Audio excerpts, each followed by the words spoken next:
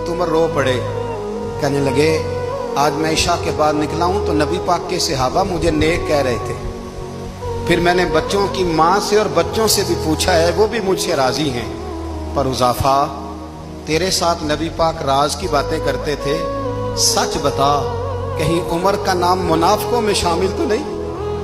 सच बता उन मुनाफिकीन में तो शामिल नहीं, कहीं ऊपर ऊपर से तो नहीं सारा कुछ? हजरत हुज़ैफा बिन यमान कहते हैं मैं बाप के मरने पे इतना नहीं रोया जितना उमर के सवाल पे रोया।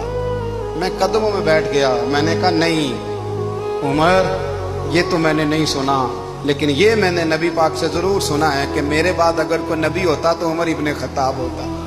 ये मैंने अपने कानों से सुना है कि उमर जिस गली से गुजरे शैतान रास्ता बदल जाता है।